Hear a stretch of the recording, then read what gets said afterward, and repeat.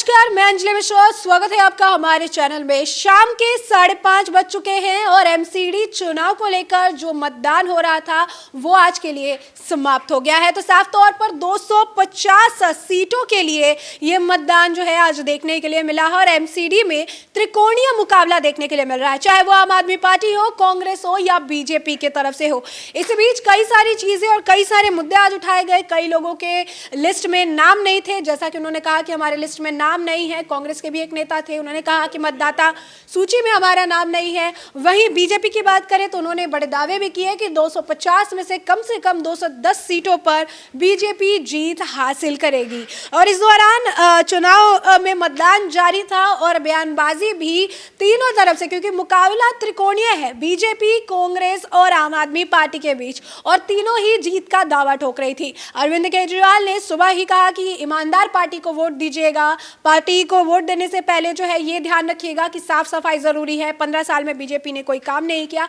वहीं बीजेपी ने ये बात कही थी कि 15 साल में आपने काम देखा है, बीजेपी जो है काम कर रही है, बीजेपी आगे भी काम करेगी, वो प्रचार नहीं काम करने में विश्वास रखती है। तो ऐसे में कई सारे हमारे भी सहयोगी हैं जो दिल्ली के रहने वाले हैं और आज जिन्होंने वोट भी किया है, यानी उन्होंने भी आज के मतदान में हिस्सा लिया है, उनसे भी बात करेंगे कि आखिर इस एमसीडी चुनाव में क्या जो है अहम मुद्दे रहे उनके लिए, किन मुद्दों के बेसिस पे उन्होंने इस बार मतदान किया है।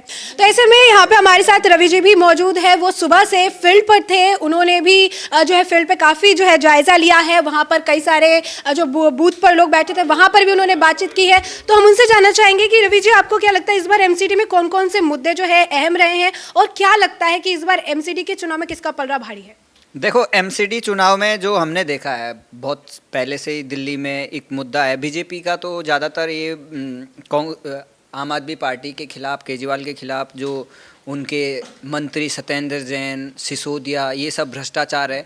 और 8 साल का जो कुशासन है उस पर केजरीवाल के खिलाफ तमाम उन्होंने लगातार एक के बाद एक खुलासे किए और उनके मंत्री जेल में भी उसी बात को उठाया गया। और एक बड़ा मुद्दा ये भी है कि केजरीवाल 8 साल में कुछ नहीं किया। और जहाँ तक वोटरों का मिजाज देखे, दिल्ली में बहुत कम % वोट होती है। दिल्ली के लोग बहुत थोड़ा लेजी हैं, थोड़ा दारू पी के बिजी रह जाते हैं।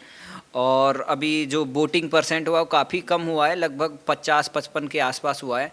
तो इस हिसाब से देखा जाए तो दोनों का कांटे की टक्कर है। और वो तीसरी जो पार्टी है कांग्रेस, उसने भी अच्छा, मैंने प्रचार में तो कम देखा, लेकिन कांग्रेस के कार्यकर्ता तो थोड़ा उत्साहित थे। और मुझे लगता है कि वोटर भी कुछ उनको वोट कर रहे थे, कुछ निर्दलीय। तो एमसीडी का चुनाव है, उसमें थोड़ा कम लेवल पे पता चल पाता है कि कौन जीत रहा है, क्योंकि वो गली गली में डिफरेंस हो जाता है, दूसरे वार्ड आ जाते हैं। एक ही विधानसभा में काफ़ी पार्षद होते हैं। तो अब यहाँ पे मुद्दा है केजरीवाल का भ्रष्टाचार, 8 साल केजरीवाल का, बीजेपी का भी 15 साल का एमसीडी में कार्यकाल रहा है। तो ज़्यादातर सेंटर के मुद्दे भी रहे इसमें। और कुछ लोग केजरीवाल के फ्री के चक्कर में भी वोट दे रहे हैं। आपको कोई बस बोल रहा है कि हमें टिकट नहीं लेनी पड़ती है, कोई कह रहा है कि हमारा बिल नहीं आता है, कोई बोलता है पानी भले गंदा हो।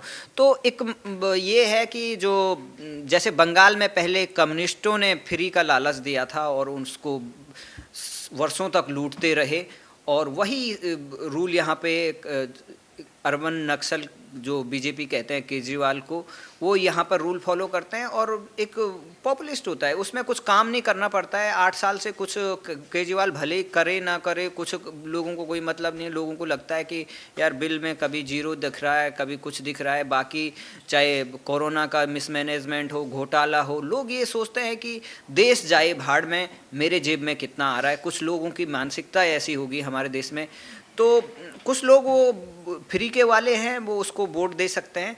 और देखो, दोनों तरफ की लड़ाई है और इसमें क्या कह सकते हैं, ये अभी कुछ नहीं है। पर बीजेपी ने भी काफ़ी अच्छी लड़ाई लड़ी। बीजेपी क्योंकि गवर्नमेंट में थी, एमसीडी में उसने रूल किया है 15 साल से, तो काफ़ी अच्छी टक्कर है। ये देखना होगा जब रिजल्ट आएगा तो चौंकाने वाले रिजल्ट होंगे। अगर रिजल्ट बीजेपी के पक्ष में आता है तो ये केजरीवाल की विदाई की उल्टी गिनती शुरू हो जाएगी। और अगर नहीं जीत जीतते हैं बीजेपी वाले या कुछ पीछे रह जाते हैं, तब भी वो कुछ सरकार बना सकते हैं, क्योंकि कांग्रेस आम आदमी पार्टी की बहुत अंदर से बहुत टूटी हुई है।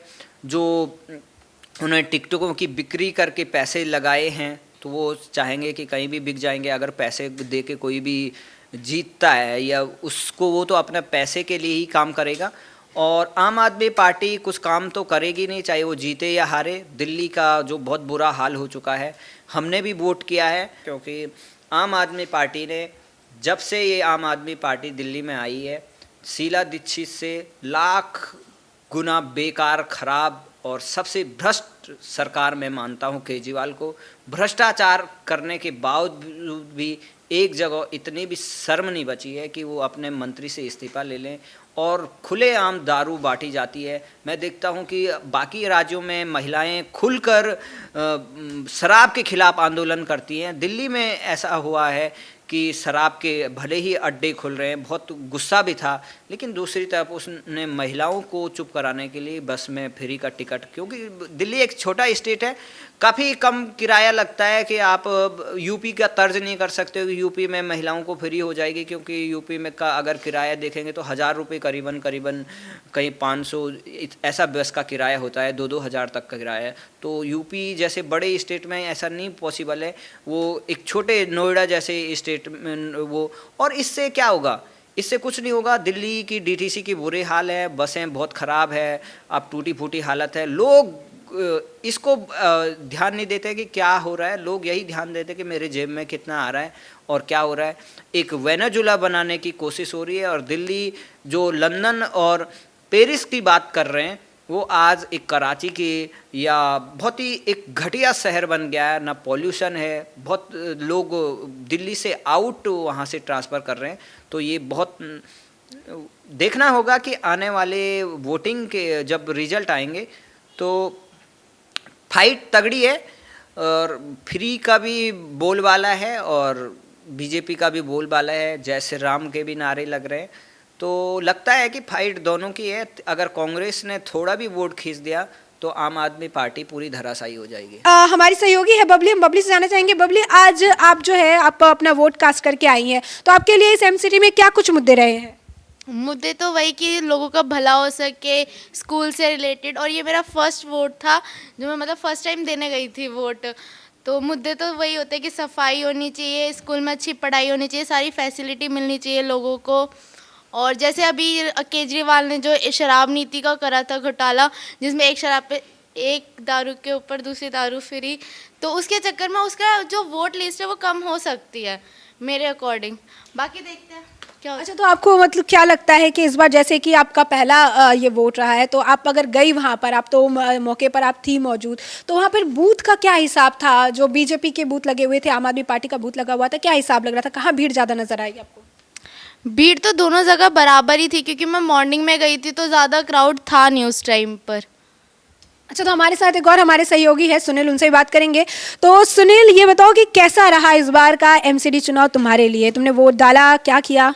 मैम, एमसीडी चुनाव जो है दिल्ली का बहुत ही मेन चुनाव है, और ये बहुत जो बड़ा मुद्दा था, और जिस हिसाब से केजरीवाल सरकार बोल रही है कि हम इतनी सीटें लाएंगे, हम ये करेंगे, देखो वो पूरी तरीके से भटक चुकी है। चाहे उनका शराब घोटाला हो, चाहे कुछ भी हो। मैंने जिस हिसाब से देखा, बीजेपी की तरफ रुझान ज़्यादा है, सीटें ज़्यादा वहाँ आएंगी, बीजेपी इस बार कम बैक करेगी बिल्कुल। और जिस हिसाब से केजरीवाल जो शराब घोटाले में उनके नेताओं का नाम आया है, सत्येंद्र जैन जो है इस तरह से किया है, जो स्कूल घोटाले में उनका हुआ है, तो मुझे लगता है उनका जो है वोट परसेंटेज घटेगा, और इस बार बीजेपी के आने के चांसेस हैं। तो जैसे कि आपने सुना कि हमारे दो सहयोगियों का ये मानना है कि इस बार वोट परसेंटेज उनका घट सकता है, कारण जिस तरीके से घोटाले अभी सामने आए हैं उसका नुकसान जो है भरना पड़ सकता है। तो यहाँ पर हमारे साथ यादव सर भी मौजूद है, उनसे भी बात करेंगे। तो यादव सर, आप भी दिल्ली से आते हैं, एमसीडी का चुनाव था, Kejriwal versus BJP versus Congress, त्रिकोणीय का मुकाबला जो है देखने के लिए मिला। क्या लगता है, क्या कुछ इस बार होगा? क्योंकि अब वोटिंग जो है वो बंद हो चुकी है। पहली बात तो ये बीजेपी वर्सेस केजरीवाल कह सकते हैं आप, कांग्रेस इस लिस्ट में कहीं है ही नहीं।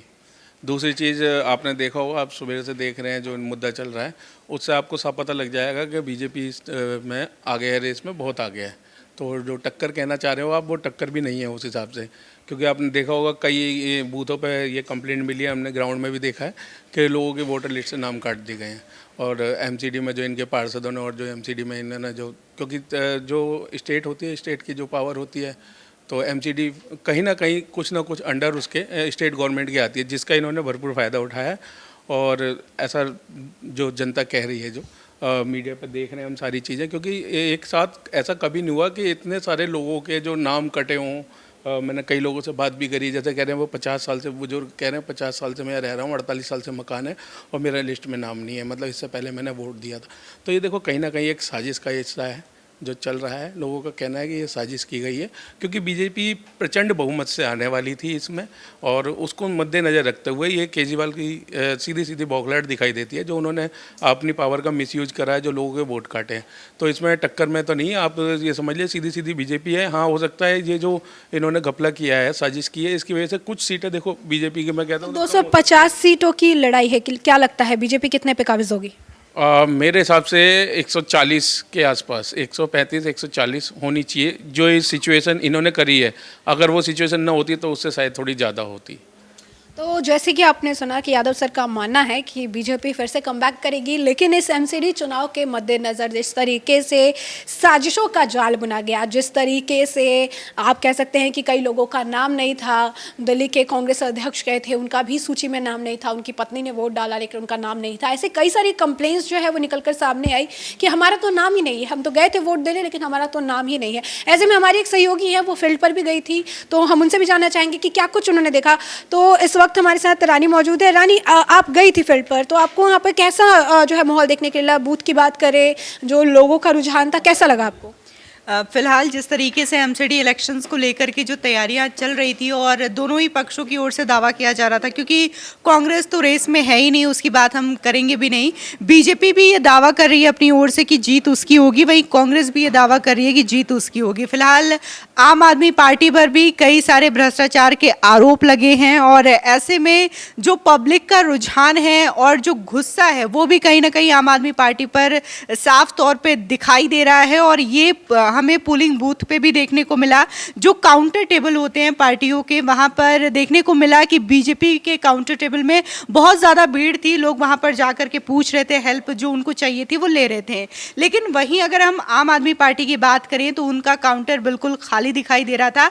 ऐसे में हम एग्जिट पोल या फिर रिजल्ट का तो बात कर ही नहीं सकते, वहां पर काउंटर टेबल को ही देख के पता चल जाता है कि एमसीडी में इस बार किसकी सरकार बनेगी। और कहा जा रहा है कि अगर 15 सालों से बीजेपी की सरकार एमसीडी में है तो इस साल भी बरकरार होगी, ऐसा भी लोगों का मानना है, क्योंकि लगातार आम आदमी पार्टी की सरकार से दिल्ली की जनता वैसे भी खुश नहीं है, और दिल्ली की जनता ये नहीं चाहती कि एमसीडी में भी अरविंद केजरीवाल की सरकार हो। ऐसे में हमारे साथ हमारे एक और सहयोगी है जो कि अपना वोट डालकर आए हैं, हम उनसे भी जानना चाहेंगे कि इस बार एमसीडी चुनाव में उनके लिए कौन कौन से अहम मुद्दे थे और किन मुद्दों के बेसिस पर उन्होंने इस बार मतदान किया है। तो राहुल, इस बार आपने भी वोट डाला है, आप भी दिल्ली में रहते हैं, तो ये एमसीडी चुनाव कितना अहम था और कौन कौन से मुद्दे आपके लिए इस बार मायने रखते हैं? ये एमसीडी चुनाव बहुत महत्वपूर्ण है, क्योंकि बीजेपी इस पर कम से कम 15 साल से अभी तक राज कर रही है, तो इस बार फाइट बहुत टफ है, क्योंकि केजरीवाल भी पूरी ताकत लगा चुके हैं इस बार। अब दोनों के बीच में बहुत तगड़ी फाइट है, लेकिन जिस तरीके से अभी तक रुझान, मैंने जहाँ तक मैं पोलिंग बूथ पर गया और मैंने देखा कि पोलिंग बूथ पर बीजेपी वालों की संख्या ज़्यादा थी, और बाकी अंदर भी मैंने 2-4 लोगों से बात करी तो उनका कहना ये था कि एमसीडी में बीजेपी को ही आना चाहिए, क्योंकि बीजेपी जो है वो काम करती है और केजरीवाल जो है प्रचार के ज़्यादा वो करते हैं। तो इसलिए जो, अगर मैं ये चाहता हूँ कि देखो सरकार कोई सी भी आए, मुझे उससे कोई मतलब नहीं है, बस दिल्ली में काम होना चाहिए, क्योंकि हम बस ओनली काम के लिए वोट डालते हैं, ताकि हमारा नेता हमारे लिए काम करे, और इसीलिए हमने वोट डाला था। तो जैसे कि आपने सुना कि एमसीडी चुनाव में ये जो टकरार है ये जो है बराबर का है, कारण जो है इस वक्त मतदान खत्म हो चुका है और वोट फीसदी जो है काफ़ी कम थे, और ऐसे में जैसा कि जो है रवि जी ने बताया कि अगर थोड़ा भी कांग्रेस ने वोट खींचा तो आम आदमी पार्टी के लिए मुश्किलें बढ़ सकती है, और ऐसे में किसकी जीत होगी किसकी हार होगी ये 7 दिसंबर को मतगणना होगी, और उस दिन ये फैसला जो है हमें सुनने के लिए मिलेगा। तो ऐसे में हमने आपको ये पूरा मामला बड़े विस्तार से बताया है। हमने आपको ये भी सुनाया कि इस बार एमसीडी चुनाव में कौन कौन से मुद्दे हावी रहे और क्या सारी चीज़ें जो है इम्पोर्टेंट थी, क्या मायने रख रही थी, वोट किन बेसिस पे दिया गया है। और ऐसे में अगर आपने भी वोट डाला है तो हमें कमेंट सेक्शन में कमेंट करके ज़रूर बताएं कि इस बार एमसीडी चुनाव में आपके लिए कौन कौन से मुद्दे अहम रहे। धन्यवाद।